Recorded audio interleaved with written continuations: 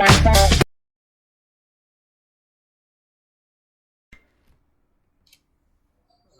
मित्रांनो, आज आपण भेटणार आहोत एक समीर ब्राह्मणकरांना, ज्यांनी एका खेडेगावातून येऊन आपले एक व्यवसाय नाशिक शहरात एक व्यवसायाची सुरुवात करून एक यशस्वी व्यावसायिक बनलेले आहेत.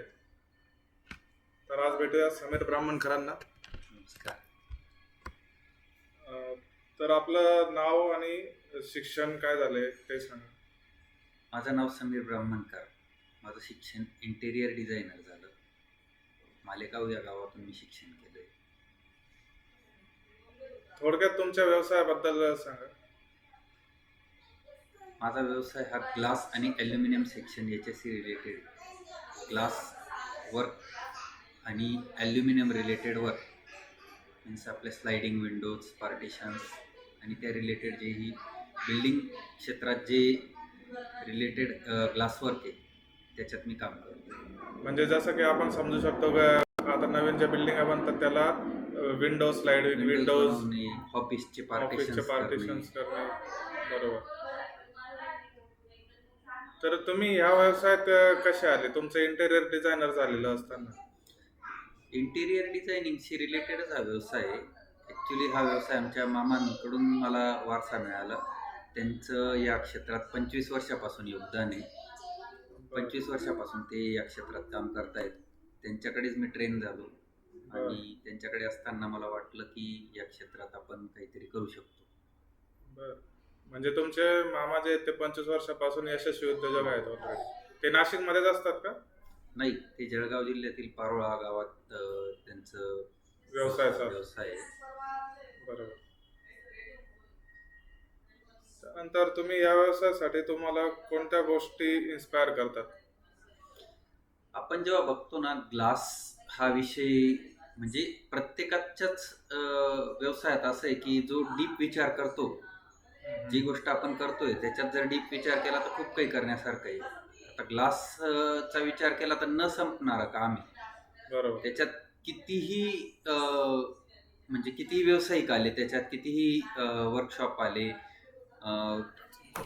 क्वांटिटी काहीही झाली तरी त्याच्याशी काही फरक नाही पडत त्या गोष्टीचा. कारण व्यवसाय असा आहे तो की वाढतच जाणार आहे. जेवढं म्हणजे बांधकाम क्षेत्र वाढणार, ऑफिसेस वाढणार आणि ते आपली पॉप्युलेशन वाढतच आहे इंडियाची, त्याच्यामुळे त्या गोष्टी न बंद पडणार आहेत. त्याच्यात करण्यासारखं भरपूर आहे. नवीन गोष्टी भरपूर काही करण्यासारख्या आहेत. त्याच्यात टेक्नॉलॉजी नवीन येऊन राहिल्या. बरोबर. नवीन टेक्नॉलॉजी आणि प्रत्येक घराला आता नवीन बिल्डिंग पण म्हटली किंवा प्रत्येक घराला, प्रत्येक ऑफिस म्हटलं की तिथं ग्लास येणारच. बरोबर. ग्लास येणार म्हणजे आमचं काम वाढणारच. बरोबर. त्यानंतर आता तुम्ही या व्यवसायात जसं की तुमच्या मामाकडून मिळालंच आहे, समजा तुम्ही तिथं ट्रेन झालाय, तरी तुम्हाला काही अडचणी आल्या असतील, तर त्याला तुम्ही काय अडचणी आल्या आणि त्या कशा सोडवल्यात? अडचणी या प्रॅक्टिकली प्रत्येक व्यवसायात येतच जातात. त्याला टाईम हे सोल्युशन आहे. त्याच्यावर विचार करून काही गोष्टी जशा अडचणी येतात. कामात अडचणी येतात. काही आपण जे कस्टमर करतो त्यांचे स्वभाव, काही वेळेस त्यांना समजवणं, काही वेळेस पेमेंटचे आमचं जे वर्क आहे ते सगळ्यात शेवटी येणारं वर्क आहे. म्हणजे जसं बिल्डिंग बांधायला सुरुवात केली किंवा ऑफिस टाकायला सुरुवात केली की आमचं जे वर्क येतं ग्लासवर ते सगळ्यात एंडचा पार्ट येतो आणि आमच्या वेळेस सगळ्यांचं पेमेंट संपलेलं असतं किंवा असेल थोडंफार तर ते त्याला जीव लावण्याचा प्रयत्न करतात कस्टमर. मग त्यांच्याकडनं पेमेंट काढणं ही सगळ्यात मोठी कला आहे. काम करणं ही जेवढी मोठी कला आहे तेवढीच मोठी कला पेमेंट काढणं. आणि जो पेमेंट काढू शकला, काम करण्यापेक्षा जो पेमेंट काढू शकला तो यशस्वी. म्हणजे या गोष्टीला मागच्या 10 वर्षामध्ये खूप काही अडचणी आल्या. त्याच्यावर आपण मात करत, काही लोकांना समजून घेत, काहींना दरसोड करत आपण इथपर्यंत पोचलो. पण हा प्रवास 10-20% आपण असे कस्टमर सोडून जर प्रवास करू तरच आपण कोणत्याही व्यवसायात टिकू. बरोबर आहे. कुठल्याही व्यवसायात चढ-उतार चालू असतात आणि व्यवसाय म्हटला की थोडाफार पेमेंटचा इश्यू येतच असतो. पेमेंटचा येतो, कामांची अडचण येते, कामांमध्ये मटेरियलची अडचण येते, बऱ्याच वेळेस मटेरियल शॉर्टेज असतात आणि टायमिंग काम घेतलेलं असतं, त्या अडचणी येतात. ते आपण जशा हँडल करत गेलो, काही वेळेस एक्स्ट्रा रेटने मटेरियल घेणं, काम करणं, काही वेळेस कारागीर असतात काही. कारागीर जे त्याच्यातले एक्सपर्ट असतात, जे आपले इंजिनियर किंवा कारागीर असतात लावलेले, त्यांना काही अडीअडचणी असतात, काहींचा कामाचा टायमिंग जमत नाही. त्या गोष्टी सगळ्या हँडल करत करत सक्सेस होतो माणूस. बरोबर. तर मित्रांनो, अशाप्रमाणे व्यवसायामध्ये अडीअडचणी येत राहतात, चढ उतार येत असतात, तर तुम्ही पण काही मात करून तुम्ही यशस्वी होऊ शकता. त्यानंतर ह्या व्यवसायात तुम्हाला काही विशेष प्रोजेक्ट किंवा मोठे प्रोजेक्ट त्याच्यात कसे तुम्ही सक्सेस झालात, कसे मिळवलेत, त्याबद्दल थोडं सांगा. आम्ही सुरुवात केली ती एक बंगल्याच्या कामापासून, म्हणजे त्यांच्या 2 खिडक्या 3 खिडक्या, आणि सुरुवातीला मी कॉन्टॅक्ट वाढवण्यासाठी, म्हणजे घराघरात एक सेल्फ बसवण्यासाठी फिरलेलो आहे. बरोबर. त्याच्यातनं नेटवर्क वाढलं, कॉन्टॅक्ट झाले, लोकांना समजलं आपण या व्यवसायात आहे. कारण तेव्हा 10 वर्षापूर्वी जेव्हा या व्यवसायात पडलो, तेव्हा डिजिटल मार्केटिंग हा इतकासा प्रचलित झालेला नव्हतं. म्हणजे कदाचित असेल, पण त्याच्यासाठी जो लागणारा खर्च होता, हे होता, तो पेलवला नसता. या सगळ्या गोष्टीतनं आपण मार्ग काढला, आपण कॉन्टॅक्ट वाढवत गेलो, आणि आज असे काही कॉन्टॅक्ट झालेले आहेत की ते आपल्याला आपल्या म्हणजे कामाच्या बेसिसवर, क्वालिटीच्या बेसिसवर दुसरीकडे तपासही करत नाही. ते फक्त आपल्याला एक कॉल येतो, आपले कामं होतात. म्हणजे असे काही कस्टमर आपण जोडून ठेवले की जे आपल्याशिवाय दुसरीकडे जाऊ शकत नाही. बरोबर. तर बघा मित्रांनो, अशा कामाची जर क्वालिटी दिली तर लोक ऑटोमॅटिक तोंडी प्रचार होतो आणि लोक ऑटोमॅटिक आपला नंबर, आपला नेटवर्क वाढत असतात. तर तुम्ही काही व्यवसायात येणाऱ्या उद्योजकांना काय मेसेज देणार? मेसेज हाच की आपण कोणताही व्यवसाय टाकल्यानंतर त्याला टाईम देणं फार महत्त्वाचं आहे. जे एक गोष्ट आपले पूर्वज म्हणत आले की एक कोणताही व्यवसाय चालू केल्यानंतर 3 वर्षानंतर तो व्यवसाय बंद नाही होऊ शकत. तो टेक ओव्हर होऊ शकतो, पण तो बंद नाही होऊ शकत. त्यासाठी ते 3 वर्ष देणं खूप महत्त्वाचं आहे. म्हणजे काहीतरी पर्सेंट दुकानदार किंवा व्यावसायिक त्या पहिल्या 3 वर्षातच खचून जातात. ज्याने 3 वर्ष काढून नेले, त्याच्यातनं 90% व्यवसाय, उरलेल्या अशा व्यवसायांपैकी 90% व्यवसाय हे बंद नाही होत, हे टेक ओव्हर होतात, पण बंद नाही होत. आणि तो व्यवसाय एक काळ असा येतो की ऑटोमोशनवर पण होऊ शकतो. त्याच्यासाठी फक्त तुमची मार्केटिंग कशी आहे, तुमची सिस्टीम कशी आहे, त्याच्यावर त्या गोष्टी डिपेंड करतात. पण पेशन्स फार महत्त्वाचे आहेत, आणि मिनिमम 3 वर्ष पेशन्स फार महत्त्वाचे आहेत. बरोबर. म्हणजे 1000 दिवस जो व्यवसाय आपण टिकवू शकतो तो कंटिन्यू चालू शकतो, तोच व्यवसाय चालू शकतो. बरोबर. त्याच्यानंतर तुमच्या आता पुढील व्यवसाय वृद्धीसाठी, व्यवसाय वाढवण्यासाठी काय प्लॅनिंग आहे? आता मी डिजिटल मार्केटिंगवर आणि सिस्टीमवर काम करतोय. सिस्टीम फार महत्त्वाचे आहेत. काम हे चालतच राहणार आहे. तुम्ही कोणत्याही पद्धतीने केल्यानंतर काम हे चालत राहणार आहे. पण त्याच्यासाठी समोरच्याला ज्या गोष्टी आपल्याला द्यायच्या आहे आणि त्याच्यासाठी जी सिस्टीम आहे ती सिस्टीम लावणं फार महत्त्वाचं आहे.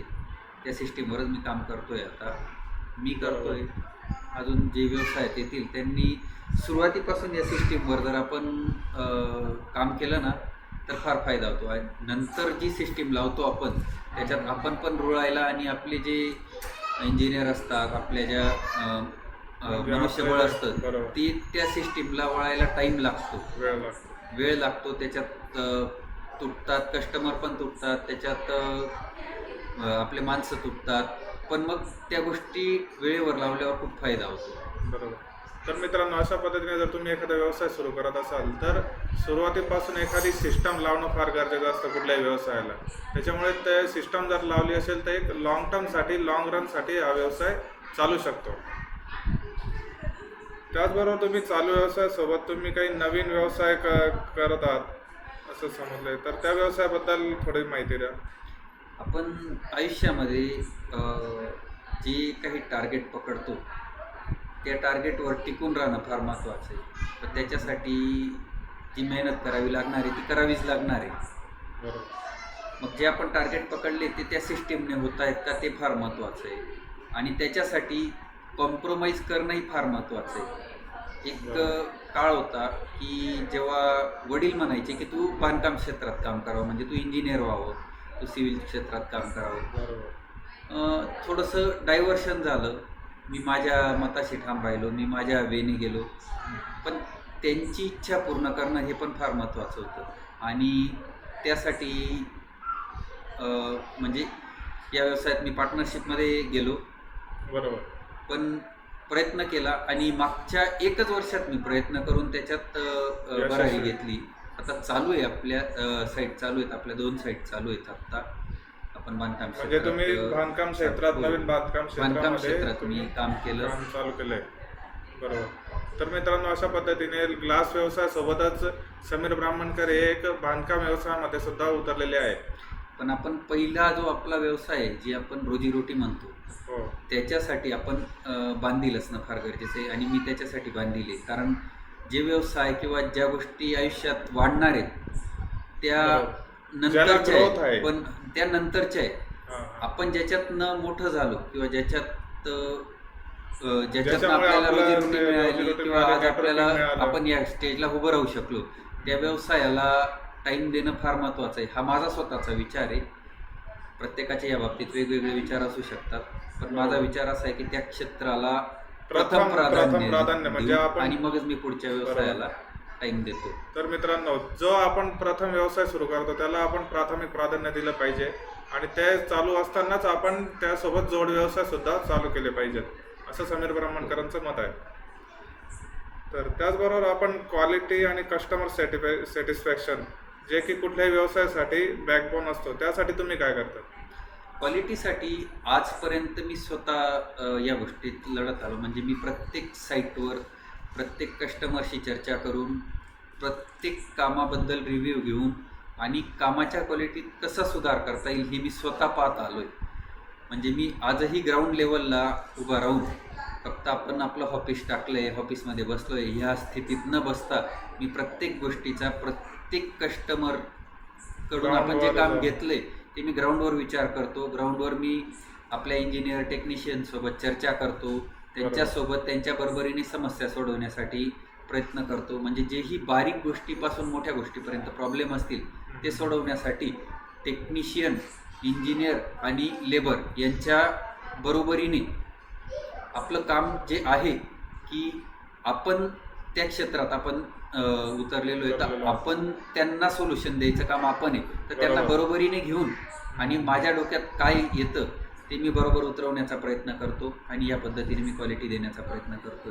फक्त ऑफिसमध्ये काम न करता मी ग्राउंड लेवलला आजही 10 वर्षानंतर मी काम करत आहे. बरोबर. तर मित्रांनो, तुम्ही किती वर्ष झाले, जुने झाले तरी नेहमी ग्राउंडवर राहणं आणि ग्राउंडवरच्या गोष्टी नेहमी आपल्या डोळ्याखालून नेणं हे कुठल्याही व्यवसायासाठी, व्यवसाय वृद्धीसाठी खूप महत्त्वाचं आहे. तर तुम्ही असा कुठला प्रोजेक्ट केला आहे का की ज्यामध्ये काही नवीन इनोव्हेशन झालंय? प्रोजेक्ट तर भरपूर झाले आत्तापर्यंत. म्हणजे जसे ऑफिसचे काम झाले, माझे कंपनीचे काम झाले, बिल्डिंगचे झाले, बंगल्यांचे झाले.